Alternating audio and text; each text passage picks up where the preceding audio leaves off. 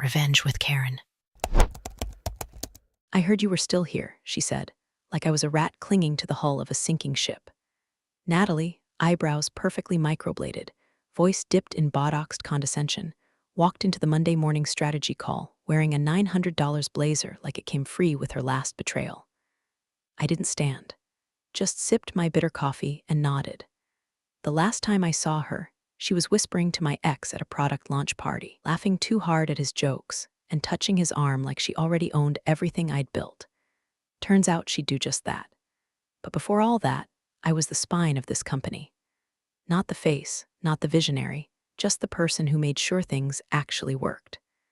3 product pivots, 2 emergency overhauls, and 1 absolute debacle with a GDPR compliance crash that nearly tanked us was the one cleaning up in the dark while execs took credit in the spotlight.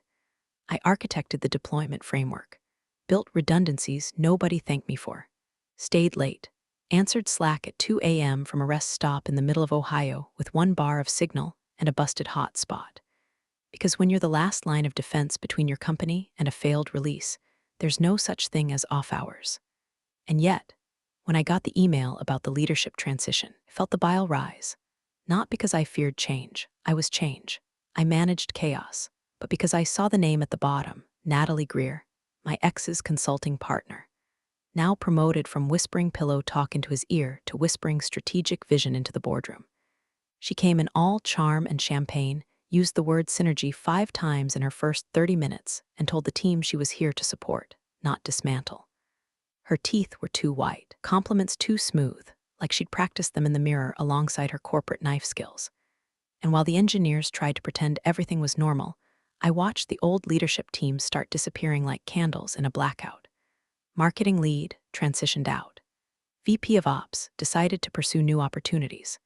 The old CTO, gone before his mug could cool on his desk. But I stayed. I stayed because Natalie didn't know what I built. She thought the deployment system was just Jenkins and Git, and a few pipelines someone could hand off like a stapler. What she didn't know, what most people never care to know, was that the final mile of that pipeline had a lock. Not a bug, not a patchwork kludge, but a deliberate choke point. The last phase of a release couldn't go through unless a specific admin flag was triggered. Not because I was power-hungry, but because I'd seen too many slapdash hotfixes go live at midnight with broken configs that cost us contracts and dignity. It wasn't sabotage. It was safety. One last hand on the wheel before launch. And I was the only one who had the key. Natalie didn't ask me about it. She asked me about the interface. She wanted visual dashboards and client-facing metrics, and all the things that make VCs clap, but don't mean shit when a deployment fails at 99%. She smiled through her teeth and called me a legacy guardian during an all-hands. Like I was the haunted grandfather clock in the corner of a house she just bought and couldn't wait to tear down. I smiled back, didn't argue, didn't explain, but I started backing up my files. Quietly cleaned my laptop, made sure the auto-cleanup scripts I'd written years ago were ready to go. Not to delete anything, but to remove myself with surgical precision. No lingering access logs, no unrevoked privileges, just one account, the admin override, stored on an encrypted drive I kept offsite. The same day HR sent out the vague email about possible restructuring initiatives, I updated the README file on our backend documentation. No threats, no shade, just a simple line at the bottom. Final deployment approval requires admin override.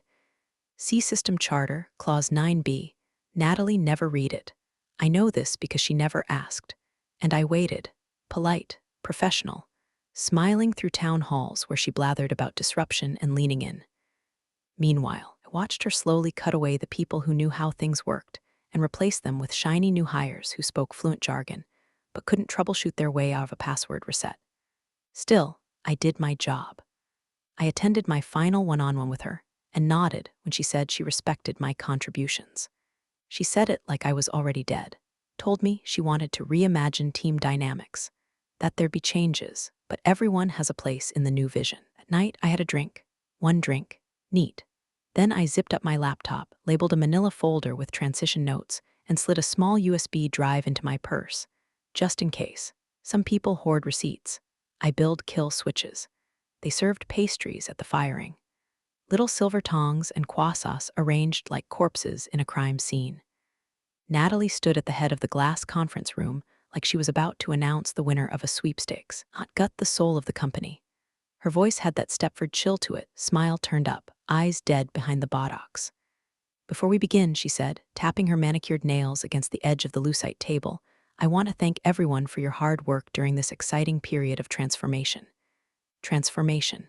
That's what they call it now. Not a coup, not a purge, just transformation.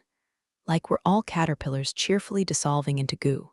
I already knew. Moment my invite said executive strategy refresh, and not leadership sync like it had for the last 4 quarters, I knew. And when the meeting time overlapped with our deployment review, I really knew. You don't move a meeting like that unless you're either about to close a deal or close someone out. Still, I showed up. Hair tied back.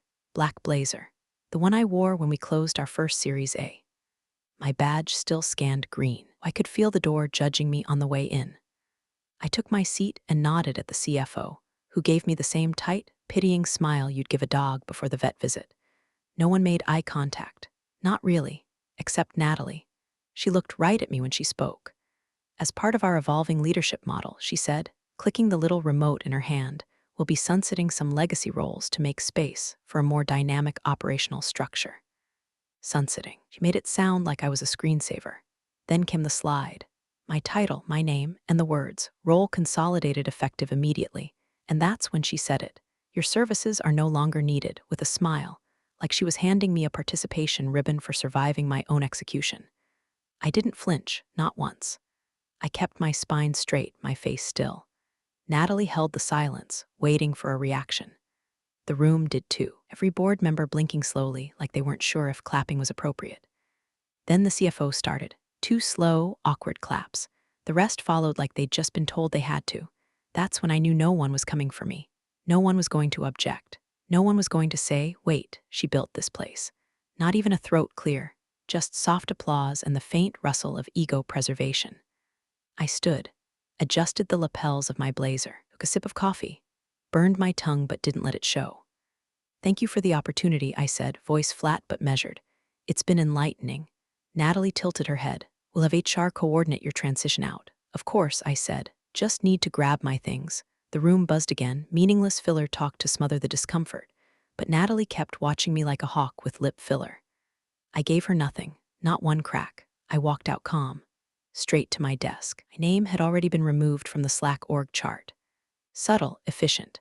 I packed slowly, mug, charger, notepad with the post-it from that time we shipped early and the client sent cupcakes.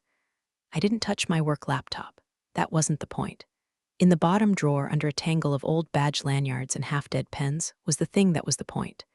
A slim black USB drive, labeled in Sharpie housekeeping. Encrypted, clean, surgical, not malicious, not even secret, just preparation. I slid it into my purse without a word. On my way out, I passed the product team, heads down, focused on the next release. They barely looked up. Maybe they didn't know. Maybe they did and said nothing. Back at the elevator, I glanced once over my shoulder. Natalie was still in the conference room, leaning back like she'd just won a hand of poker and was waiting for someone to top it. She thought this was checkmate. I hit the button. The elevator doors slid shut. I whispered, not loud, just enough for me, "Some services can't be replaced." And that little silver drive in my bag, that was the key to the part of the system no one else remembered existed. But they would. Very, very soon. My apartment was silent except for the low hum of my server rack and the occasional creak of the radiator that never fully shut off. I kicked off my heels, tossed the blazer over a chair, sat down at the desk I'd built years ago, oak, chipped at the corners, sturdy like I used to feel. My personal laptop flickered to life, a fingerprint scan away from everything they thought they deleted me from. I hadn't touched the system's core documentation in months, not since the last product pivot that gave half the execs vertigo. But muscle memory kicked in. Folder after folder opened, pipeline scripts, deployment logic trees, admin flows. Nothing flashy, just the kind of elegant, invisible work that keeps things from collapsing in on themselves. At the heart of it sat the protocol I'd written during a particularly bad week: 2 production rollbacks, 1 angry client, and a junior dev who pushed a broken build straight to live. The final lock. Back then, I called it my sane switch. a way to stop disasters before they launched themselves into the world wearing our logo. To most, looked like just another step in the process, harmless. But the reality was simple. If that lock wasn't manually triggered by someone with the right admin override, the deployment froze at 99%. No crash, no error message, just a polite refusal to proceed. A red light at the end of a runway no one else could see. Natalie never asked about it. She gave interviews, talked about product velocity and vertical integration, spent more time with PR than engineering. She cared about outcomes, not architecture. And that blind spot, that was her real failure, not the smug cruelty, not the boardroom theatrics. It was not knowing what she didn't know. I stared at the lines of code on my screen. My initials still lingered in the commit history. No one had touched this part in over 6 months. Good. I opened my resignation clearance checklist, standard protocol for offboarding senior tech staff. Deactivate credentials. Revoke API keys. Wipe VPN tokens. I followed every step meticulously, like I was preparing my own autopsy. First, I confirmed HR had already suspended my SSO access. Sloppy. Then I pulled up the admin shell for the deployment framework and walked myself out the door, digitally speaking. Admin token revoked. Jenkins role escalation removed. Server-side SSH disabled. I swept my tracks clean with the precision of a surgeon who's tired of seeing their work botched by amateurs. All except for one thing, the override key. Years ago, I'd built a separate credential. Hidden behind layers of logging obfuscation, it didn't show up in the normal admin list. It wasn't in the credential vault either. It wasn't even on the company network. It was local. Mine. That key couldn't create anything. Couldn't push builds. Couldn't edit repos. It could only do one thing, unlock the final step in the deployment, like the last twist of a submarine hatch. Useless unless someone tried to launch without me. I tested it, just once. Plugged in the USB, ran the auth script and waited. Authenticated. Admin override active final deployment. Locked until sign-off. I leaned back in my chair and exhaled. Not relief. Not joy. Just a quiet confirmation that I hadn't imagined all of this. That I had seen the storm coming a year ago and built the shelter before the rain started. This wasn't revenge. I wasn't taking anything from them. I was just no longer giving, letting the system follow the rules I wrote when I still believed in consequences. They'd think it was a glitch, a hiccup in the CI/CD pipeline. Some YAML file misaligned or token expired in the wrong region. Scramble, patch, reroute, but the system wouldn't budge. Because at the end of every process was a question written in plain human language, "Are you sure?" And without my key, the system would stay locked, quiet, compliant, patient, just like me. The first hiccup showed up on a Tuesday. A ticket popped into the public dev channel with the subject line, "Final deployment stalled, approval loop stuck." They didn't ping me, they couldn't. It was already scrubbed from the org chart like a dead goldfish flushed and forgotten. But I still had friends on the inside. People who knew how to speak without speaking. One forwarded me a screenshot. Build 8.4.1. Deployment progress, 99%, stalled, awaiting admin override. They thought it was a timeout issue, maybe a permissions cascade or a bad merge. Standard troubleshooting began, rollback to 8.4.0, flush the pipelines, reauthorize credentials. But the lock was patient, indifferent. It didn't care how many times they rebooted the process, because it wasn't a malfunction. It was a rule, and Natalie had never learned the rules. She was still busy pretending everything was fine, scheduling fireside chats with LinkedIn influencers, and fluffing out her vision for scalable culture in glossy blog posts. One of them quoted her calling the product deployment ready. I laughed so hard I spilled coffee on my keyboard. Deployment ready, huh? Tell that to Jenkins. By Thursday, they were rerouting, trying to clone the environment onto a sandbox server, hoping to bypass the production flags. But the system wasn't dumb. The lock didn't care where you moved it. If the override wasn't triggered, it just watched. Quiet, polite, like a doorman who won't open the gate without seeing your ID. Natalie still hadn't caught on. It was too far above the code. She thought engineering was a vending machine. Push a button, get results. But now the buttons were sticking, and no one could figure out why the Snickers weren't dropping. The demo date loomed. A major logistics firm was flying in for a full system walkthrough, end-to-end functionality, live deployment, real-time analytics. That deal would secure the next 2 quarters. Maybe 3. if it went sideways. Board would start asking questions she couldn't answer with a slide deck and a pearly grin. Another friend sent me an internal memo. Subject line, escalating final stage auth failures. Engineers were now pulling apart backend logs, looking for inconsistencies. They ran script diff comparisons, even tried reinstalling the approval flow modules, but nothing worked. The lockout wasn't in the new code. It was old, rooted deep. Decision made by someone who'd seen the crash before the wreckage. Someone who'd been quietly erased. I kept sipping my coffee. From a distance, it looked like any other launch scramble. Devs whispering about build inconsistencies, QA teams scrambling to reproduce bugs they couldn't isolate, product managers starting to sweat through their polos. But under it all, I saw it happening. The quiet unraveling. A ship drifting without its ballast. Still, Natalie pressed forward, posted on social like everything was peaky. Excited to demo our upcoming release to partners next week. With a carefully curated photo of her in front of the war room whiteboard, I zoomed in. Her scribbles didn't mention the lock, didn't mention the override, because she didn't know, or worse, she still believed it would fix itself. No one called me, no one dared, not yet. To them, I was gone. Dust in the ventilation system. A former resource. Slack channels no longer pinged my handle. But I watched the repo commit stall. I watched their stand-up notes get shorter, more desperate. Still, I stayed silent, not smug, not gloating, just steady. There's a kind of quiet power in being the ghost in the machine, not haunting, just reminding the living of the structure they stand on. And knowing, eventually, they'd hit a wall they couldn't charm their way through. Subject line hit my inbox at 10:03 p.m. Quick sync opportunity. Natalie never called it what it was. She couldn't. That would mean admitting the system she steamrolled over still had teeth. That the person she exiled held the last matchbox in a room full of frayed wires.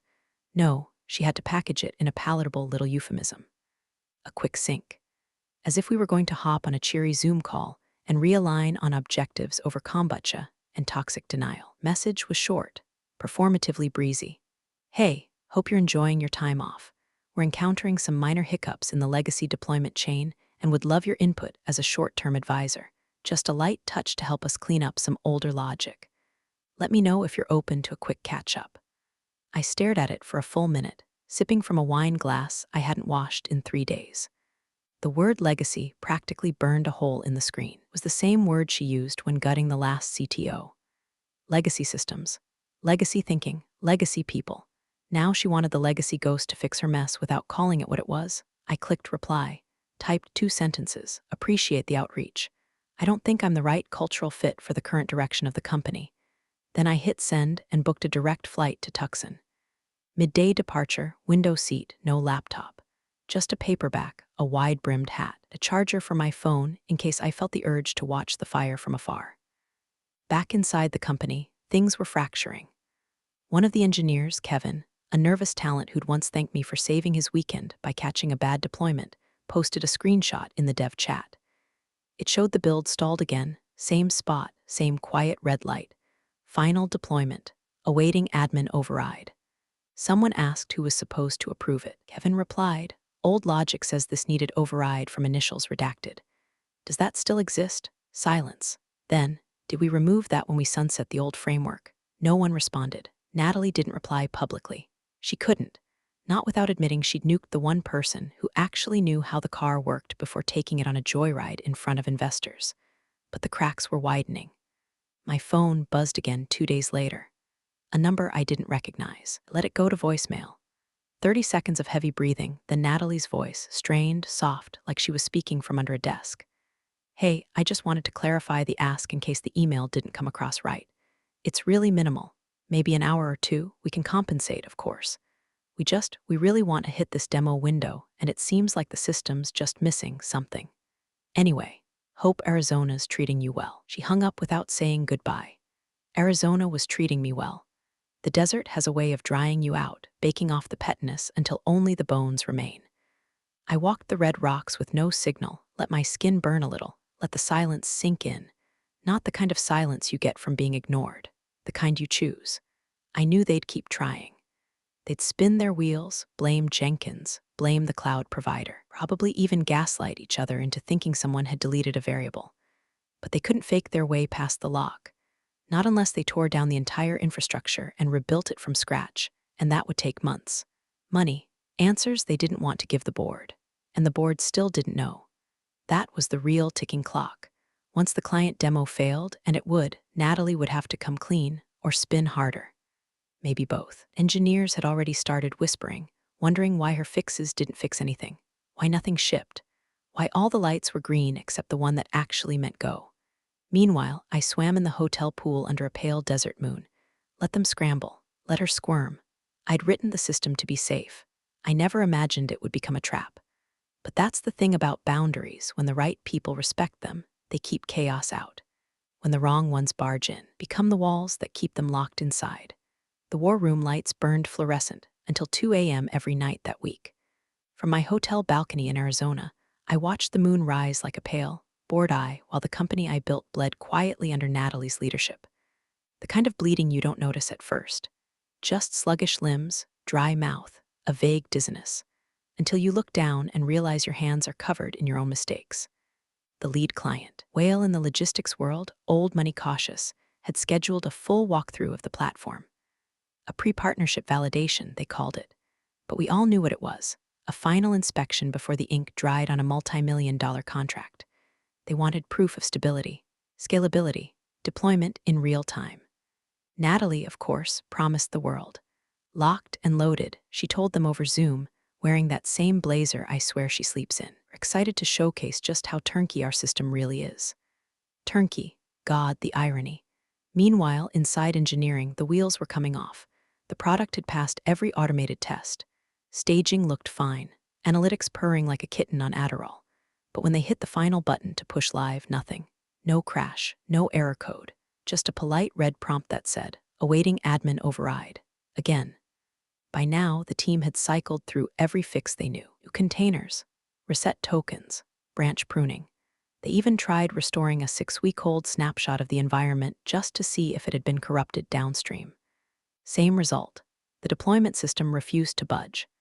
Natalie, still pretending it was a minor pipeline latency issue, had started ducking stand-ups. Her presence became ghost-like, popping into Slack with vague cheerleading and disappearing before the hard questions landed. Most common phrase was looping back later. But the engineers were cracking. Half of them were sleeping under their desks. The others were whispering theories in the private repo threads. A few suspected a permissions misfire. One suggested a rogue lock inherited from an old build, but no one could find the actual trigger. Then a junior dev named Mateo, bright kid, still wore hoodies with anime patches, dug up an archived internal doc I'd written nearly a year ago. File wasn't flashy. Just a PDF titled Deployment Security Final Phase V4. Buried on page 6, under a bullet list of exceptions and environment variables, was a single line, Final deployment requires admin override. Contact, my initials. He posted it to the engineering thread at 1:14 a.m. The channel went dead for 7 minutes. Then Kevin, the same Kevin who used to bring donuts to Friday stand-ups, replied, "Did anyone tell Natalie this?" No one answered, because how could they? To admit it now would mean admitting they'd erased the one person who understood how the system actually worked. The person who wasn't just pushing buttons, but had welded the control panel together with spit, duct tape, and late-night desperation. In that moment, Natalie wasn't just facing a failed demo, was facing the structural reality that no amount of pitch deck confidence or LinkedIn buzzwords could brute force through a safeguard built on experience, not ambition. They could have called me. The override key wasn't hidden maliciously. It was documented, approved by the old CTO, implemented after a near-catastrophic release. But Natalie had swept the past like it was cobwebs, and now she was choking on the dust. I poured another drink, kept reading the Slack thread, which had now splintered into a frenzy of screenshots, wild theories, and polite frustration starting to crack at the edges. One message stood out, Kevin again. Is there any record of override credentials outside the legacy chain? Translation, did we ever back up the person we just fired? Spoiler, they didn't. The lock was holding. The engineers were spinning. The client demo was 36 hours away. And Natalie, she hadn't sent another message. No new emails, no voice memos. Just digital silence, the kind you only hear when someone's finally realized they're standing in a room they lit on fire. I didn't gloat, didn't smile. But I did close my laptop with the same care you give to a weapon after it's done its job. The lock wasn't vengeance, it was a boundary. And boundaries only become punishment when you try to walk through them without permission. The building looked smaller. It always does, after they bury you in it and you come back from the dead. Same frosted glass. Same overwatered ficus drooping in the corner. But the moment I stepped through the front doors and the security guy, Mark, still chewing that same nicotine gum, handed me a guest badge, the air shifted. Not hostile, not friendly, just reverent. Like the ghost they'd all ignored had decided to manifest again, in broad daylight, holding a coffee mug that read, "I'm not arguing, I'm just explaining why I'm right." The board had insisted, not suggested, not looped in, insisted. The client walkthrough was in less than 24 hours, and no one could deploy past the lock. The engineers had exhausted every failsafe. Natalie had burned through every excuse. And the final straw was a single question during the prep meeting. If no one can launch the product, what are we selling tomorrow? It landed like a gut punch. CFO choked on his LaCroix. Natalie muttered something about unexpected legacy constraints, but it was too late. The room turned cold. They told her to fix it. Not with hustle, not with optimism, with competence. And that meant calling me. She didn't greet me when I arrived, just nodded from across the strategy room table like we were cordial neighbors who once shared a fence, and now pretended not to hear each other's arguments at night. I walked in calm, no entourage, no performative swagger. Just my bag, my mug, and a folder labeled System Continuity Final Phase. I sat, didn't speak first. Didn't need to. The room was crowded, board reps, engineering leads, someone from legal pretending not to take notes. The projector screen showed the familiar deployment status dashboard. Green, green, green, then red. Always red. 99% halted, admin override required. Natalie cleared her throat. We appreciate you joining us on short notice. We just need a little clarity around the admin parameters in the older deployment structure. Her voice was flat, polite, controlled, but her eyes flicked between me and the screen like she was waiting for a wire to snap. I took a sip of coffee, then set the mug down with a soft clink. Let's review the admin privileges for the final lock, I said. Calm, direct, like a professor walking into the last lecture of the semester. No one interrupted. I pulled out my printout, showed them the float chart, black and white, nothing fancy. The old CTO's signature in the bottom corner, dated 18 months ago. Highlighted in yellow, final deployment requires manual confirmation by credentialed override. Per Charter Clause 9b, I continued. This was put in place after the 7.3 regression release nearly cost us a European contract. It was approved, tested, and documented across multiple quarters. Nothing about it is hidden or proprietary. It's just secure. Someone from the board leaned forward. Is it active in the current pipeline? Yes. Can it be bypassed? Not without deactivating core validation checks. And if you try that, I glanced at the engineering lead. System will fail safe and suspend the environment for 36 hours. Whispers. Natalie pretended to nod thoughtfully. We were just unclear on where that credential lived now. I let that hang in the air for a beat too long. Then, it lives off-network, as designed, to prevent unauthorized pushes before critical milestones. The legal rep scribbled something fast. The CFO shifted like his seat had grown spikes. Natalie's face had gone still. Her fingers were tapping a slow rhythm under the table. She looked at me once, just once, and I saw it. The fear, not that she'd be exposed, not that she'd lose face, but that she'd underestimated something she thought she'd buried, and now it was standing across from her, composed, holding the keys. I didn't offer to fix it. I didn't promise magic. I just let them sit in it. Let them taste the cost of ignoring the boring people who build the bones. Tomorrow, I said, standing slowly, you'll need someone with the correct credentials in the room. The lock isn't a bug, it's policy. And then, for the first time all day, Natalie spoke with something approaching real emotion. So you're saying it's not broken? I looked her straight in the eye. It's working exactly as intended. And I walked out. No mic drop, no smug smirk, just poise. Because the only thing louder than revenge is restraint with a witness. Natalie was in peak form, voice lacquered with charm, teeth like polished veneers on a shipwreck. She stood at the front of the room in her perfect blazer, pitching the product like it had practically coded itself out of sheer ambition. What we've built here, she cooed, isn't just scalable, it's inevitable. The client reps, 3 stoic men from a billion-dollar logistics firm, nodded, tight-lipped. No smiles. They were here for proof, not poetry. The demo environment glowed on the oversized screen behind her, system analytics pulsing, real-time dashboards dancing with data. Everything carefully preloaded, massaged, staged to look alive. But they didn't want to show. They wanted to push the button. Natalie gave the signal to Kevin, who sat at the side terminal looking like someone had vacuumed the blood from his face. His hands hovered over the keyboard like a man defusing a bomb, and then, with no other choice, he clicked deploy.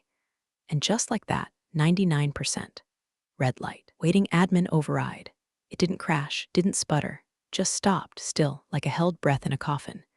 Natalie kept talking for a beat too long, hoping no one noticed. She chuckled, pointed at the screen like it was part of the presentation. Ah, yes, this is our final deployment staging.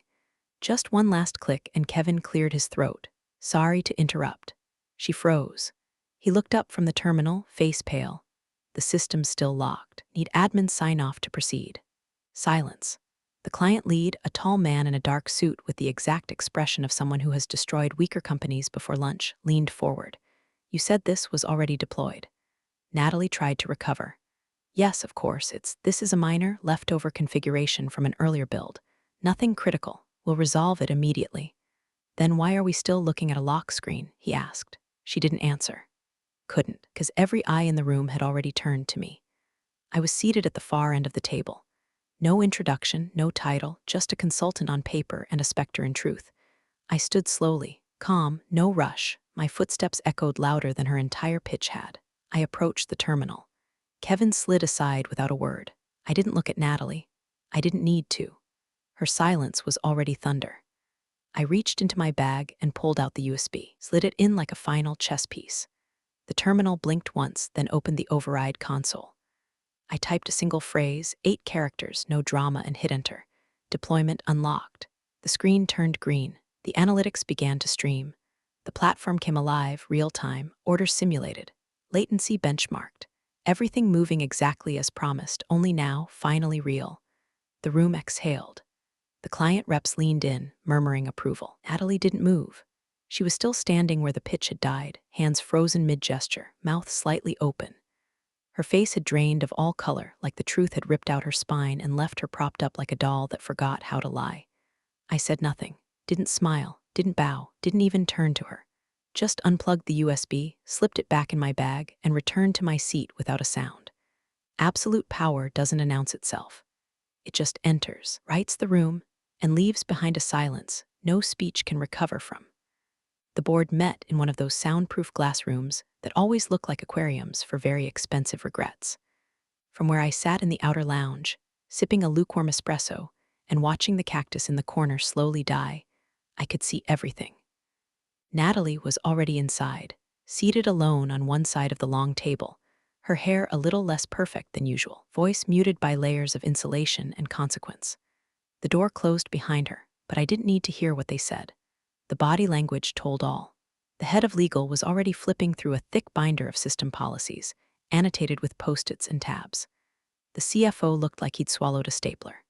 The board chair, a woman with ice in her posture and blood in her eyes, leaned forward, tapped a single paragraph, and waited.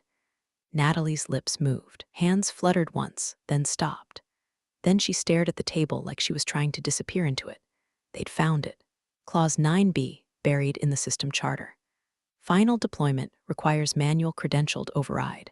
Must remain in place for compliance with ISO 27001 rollback protocol. Signed by the prior CTO. And countersigned, in digital ink, by Natalie herself on her very first week. It waved it through during her blitz to streamline legacy workflows. Hadn't read it, hadn't understood it. She thought it was just some leftover bureaucratic molasses. Turns out, it was the only thing keeping the product from launching itself into disaster. Natalie had wanted sleek, easy, fast, but she forgot that systems built to last don't care about tempo, they care about trust. The door opened 20 minutes later. Natalie walked out first. Her eyes flicked past me like I was furniture. Or a loaded gun left on a table no one wanted to claim. She didn't speak. The board chair stepped out next, paused, then turned to me. Thank you, she said. I nodded. We'd like to extend a formal offer. Transition consultant, total autonomy. Come in when you want, leave when you like. No direct reports, just be available, in case something like this ever happens again. I didn't ask what they planned to do with Natalie. That wasn't my business, not anymore. I stood, smoothed the sleeve of my jacket, and smiled. Appreciate it, I said. But no, she tilted her head, not insulted, just curious. No, I think the system's working exactly as intended. No anger, no triumph, just stillness. She watched me for a second longer, then nodded, almost respectfully. I walked out the front doors without looking back.